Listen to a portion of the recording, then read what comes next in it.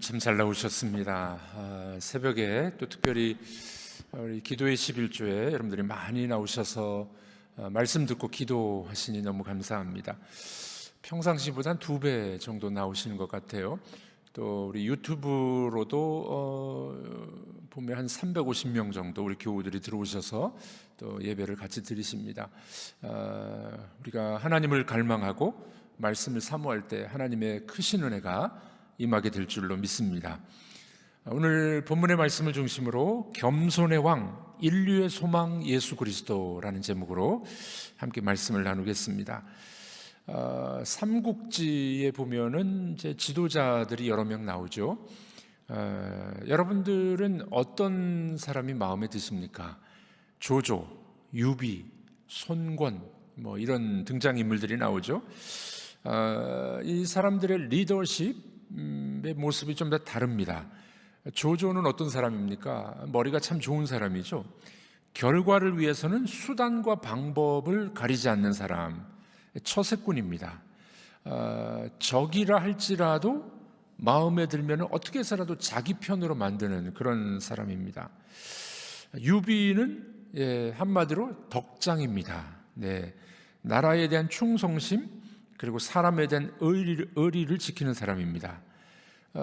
그래서 유비 밑에는 그 유명한 관우, 장비, 조자룡, 마초, 황충 뭐 이런 사람들이 밑에 명장으로 함께합니다. 손권이라는 사람은 조조와 유비의 장점을 합한 사람이라고도 평가합니다. 어리지만 덕과 결단력이 있는 그런 리더였습니다. 아마도 우리가 좋아하는 스타일의 리더들이 있을 것입니다. 이 시대가 원하는 리더는 어떤 사람일까요?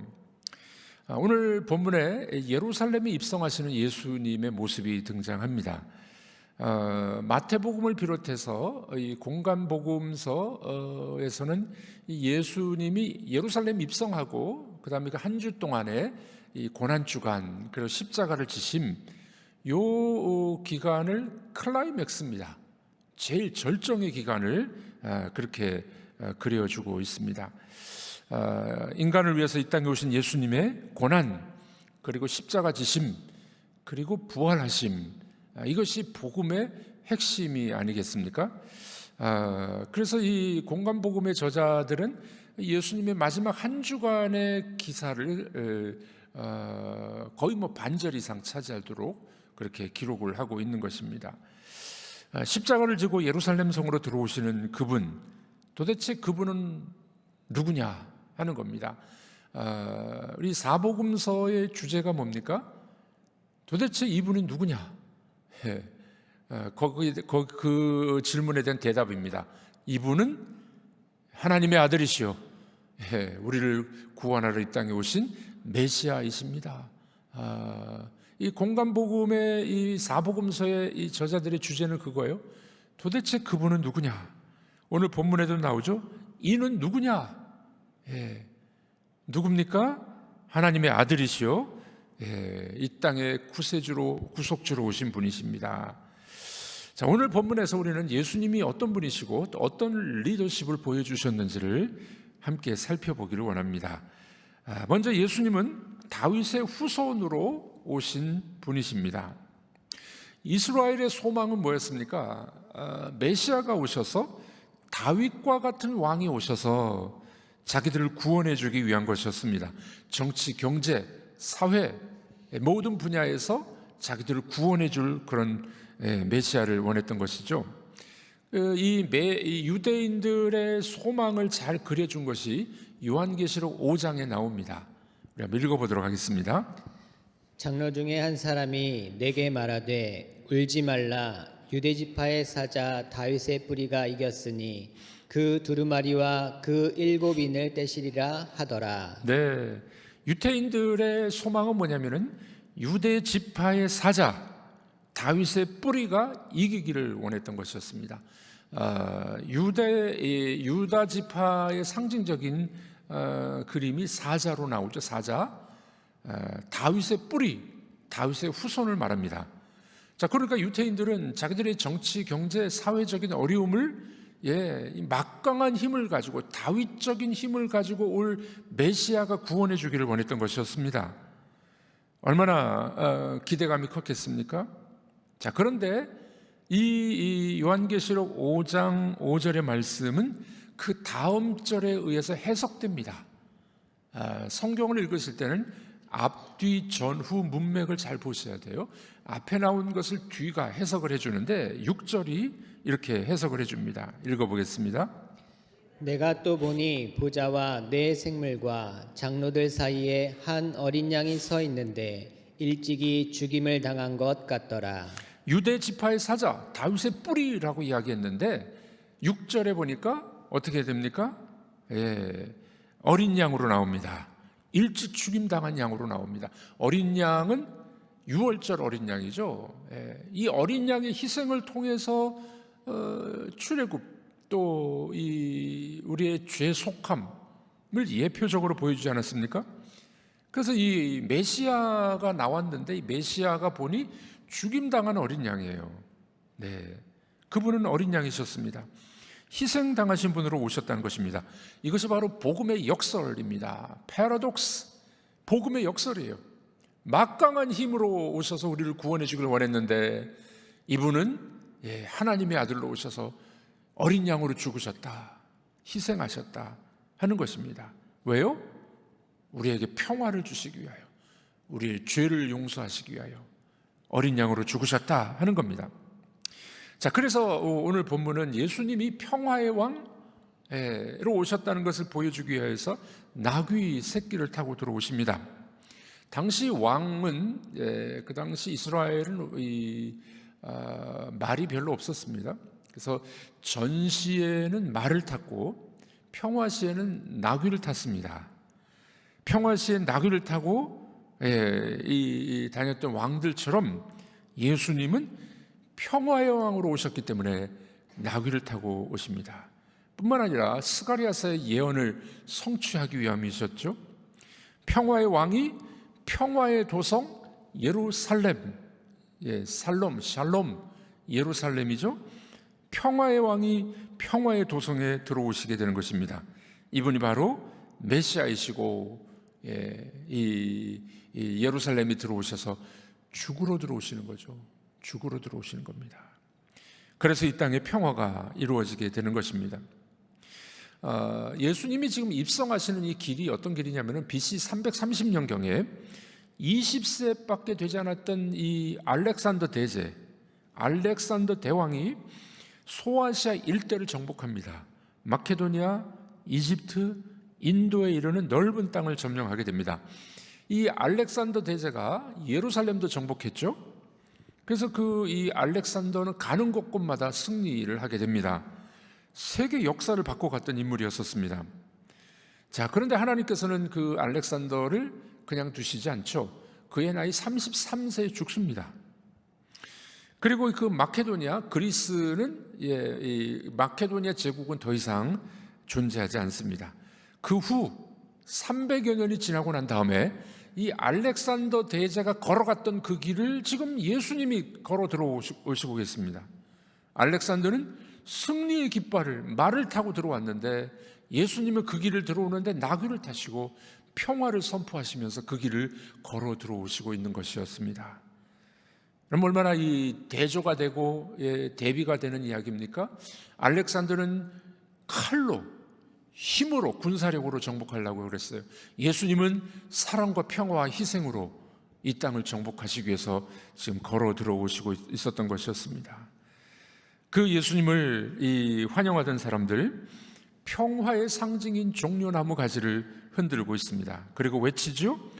호산나 다윗의 자손이여 찬송하리로다 주의 이름으로 오시는 이여. 가장 높은 곳에서는 호산나 하더라. 호산나 뜻이 뭡니까? 지금 우리를 구원하여 주소서. 우리도 한번 따라해 보겠습니다. 지금 우리를 구원하여 주옵소서. 여러분들의 어려움과 기도의 제목들과 답답한 일들, 호산나를 부르실 필요가 있습니다. 지금 우리를 구원하여 주옵소서. 마침내 예수님의 행진은 온 세상을 사랑으로 점령하고 있지 않습니까? 지금도 21세기 이 알렉산더의 후예들은 이 세상을 총과 칼과 장갑차와 포탄으로 피에 젖은 지구를 만들고 있습니다. 이 일본은 조금 이제 회개를 잘 안 해요. 일본의 이 지도자들 중에, 특히 종교 지도자들, 기독교 지도자들 중에는 회개하는 이 지도자들이 있습니다.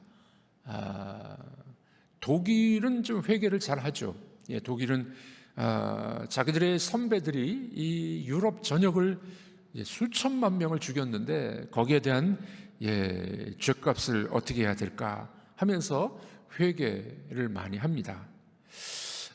이 평화라는 말은 두 가지가 있는데, 로마의 평화를 말하는 팍스 로마나, 그리고 이스라엘에서 말하는 샬롬, 이 두 가지 평화가 있습니다. 팍스는 로마인들이 추구하는 평화였습니다. 물질적인 만족이나 법이나 힘으로 세상을 평정하는 것. 그 로마 제국, 로마 시대에는 이 팍스 로마나예요. 로마의 평화. 로마의 평화는 어떻게 구축됐습니까? 칼로, 힘으로, 군사력으로 죽이고. 그래 로마의 평화라 그래요. 그거를. 그러나 이스라엘의 샬롬은 뭡니까? 하나님의 사랑, 평강, 온 이 세상에 하나님의 평화가 임하기를 원하는 것이 샬롬입니다. 네, 여러분 어떻습니까? 주님이 이 땅에 오신 것은 바로 이 샬롬을 우리에게 주기 위한 것이었습니다. 건강한 자나 성공한 자는 물론이고 병든 자나 실패한 자, 어려움을 당한 자, 모든 자들에게 하나님의 샬롬을 주기 위해서 이 땅에 오신 주님이십니다. 그러므로 우리들도 추구해야 될 바가 뭘까요? 힘에 의한 평화가 아니라 하나님의 사랑의 평강, 샬롬의 은혜가 우리 속에 있기를 주의 이름으로 축복합니다. 오늘 예루살렘에 입성하시는 예수님은 다윗의 후손으로 오셨으나 평화의 왕이셨습니다. 우리는 이 평화의 왕의 제자들입니다. 그러므로 우리들도 예수님처럼 평화의 사람들이 되기를 주의 이름으로 축복합니다. 여러분들이 가는 곳곳마다 평화가 이루어지길 바랍니다. 여러분들이 피스메이커가 되셔야 돼요. 싸움이 있는 곳에 우리가 들어가면은 사랑이 넘치게 되고 평강이 넘치게 되고 우리 때문에 다른 사람들이 복받게 될 것이고. 아멘이십니까? 우리 때문에 평화가 이루어져야 됩니다. 여러분들의 가정이 여러분들 때문에 평화가 이루어지길 바랍니다. 우리 교회가 여러분들 때문에, 기도하시는 여러분들 때문에 평강과 평화가 이루어질 줄로 믿습니다. 이 나라 정치, 여당과 야당 맨날 싸우죠. 왜 이렇게 잘 싸우는지.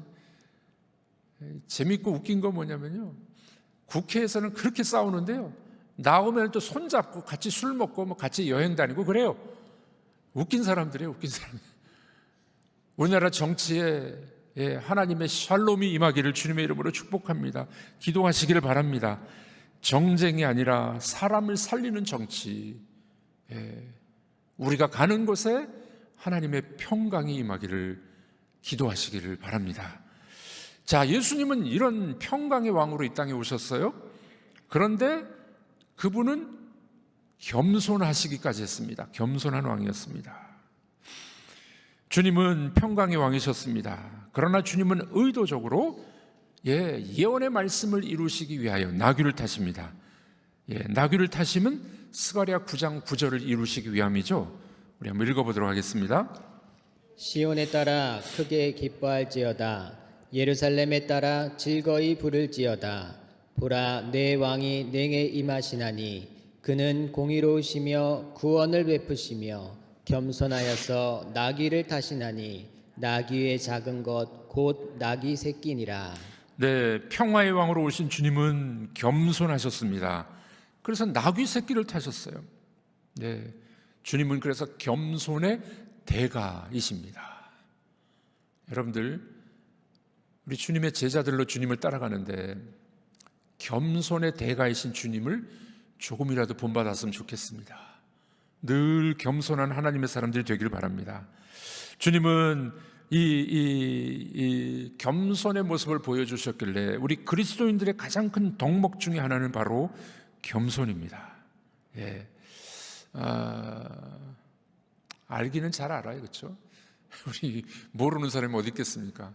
그런데 살다 보면은 안 그래요. 내가 먼저 돼야 되고, 내가 뭐 회장이 돼야 되고, 내가 높은 자리에 올라가야 되고, 내가 선배니까, 내가 먼저 왔으니까, 이게 우리의 모습은 혹시 아닙니까? 여러분들, 우리 그리스도인들은 겸손의 대가이신 주님을 본받아서 우리도 겸손해야 될 것입니다. 양보와 겸손을 넘어서서 희생까지 하시는 주님의 모습이십니다. 우리는 겸손과 양보도 참 힘들잖아요. 예수님은 겸손을 넘어서 희생, 죽기까지 겸손한 모습을 보게 됩니다. 여러분, 그러므로 우리 그리스도인들은 우리 주님을 본받아 겸손할 뿐만 아니라 내가 희생할 줄 아는 그런 그리스도인들이 되어야 될 줄로 믿습니다. 희생은 고사하고 양보도 못한다면 그리스도인이라고 말하기가 어렵습니다. 명분과 체면을 따지면서 양보도 못한다면 지도자의 자격이 없습니다. 여러분, 이거 우리가 늘 싸워야 될 문제예요. 머리로는 모르는 사람 어디 있겠습니까? 다 알아요. 또 우리가 가르칩니다. 설교도 합니다. 그런데 실제 삶에 들어가면 양보를 안 해. 희생은 고사하고요, 양보도 안 해. 예수의 제자들이 아니죠. 예수님의 제자들이 아닙니다. 여러분, 우리 예수님의 모습을 우리가 보면서 이 내용은 다 아는 내용이에요. 모르는 사람이 어디 있겠습니까? 예수님의 그 정신, 이 땅에 평강과 샬롬을 주시고 희생하셨던 주님의 모습, 이것을 우리가 본받고 실천하는 여러분들이 되시기를 주님의 이름으로 축복합니다. 이 사람들은 들어오시는 겸손한 모습으로 들어오신 예수님을 위하여 종려나무를 길에 깝니다. 종려나무를 흔듭니다. 이 종려나무를 깔고 흔드는 것은 승전을 기념하는 행사입니다. 기쁨과 승리의 상징이었었습니다. 이 종려나무라는 이 이름의 뜻은 이 불사조라는 의미가 담겨 있어요. 피닉스, 불사조라는 의미가 담겨져 있습니다. 이 종려나무를 실제로 밑둥까지 잘라버리고 밑둥도 없애려고 불을 태우잖아요. 그런데도 나중에 또 새싹이 돋아나는 것이 종려나무라고 합니다. 이런 특징 때문에 유대인들은 이 종려나무를 승리와 부활의 상징으로 그렇게 생각했다고 합니다. 여러분들, 유대인들이 이 무덤에다가 이 종려나무 가지를 이렇게 얹어 놓는 관습도 있었다는 겁니다. 승리 그리고 부활의 상징인 것이 종려나무였었습니다. 평화의 왕이고 겸손의 왕이신 주님을 맞이하면서 회복과 부활을 바라보게 되었던 것이었습니다. 여러분, 오늘 우리도 하루를 살아가시면서 이 주님의 모습을 본받는 여러분들이 되기를 주의 이름으로 축복합니다. 이 땅에 여러분들 때문에 평화가 있기를 바랍니다. 여러분들 때문에 복을 받는 그곳이 되어야 될 줄로 믿습니다. 여러분이 가는 곳에 평화가 이루어져야 돼요. 다툼이 그치고 싸움이 그치고 여러분들이 가는 곳에, 우리가 가는 곳에 평강이 있기를 주님의 이름으로 축복합니다. 기도하시길 바랍니다. 그리고 어떻게 해요?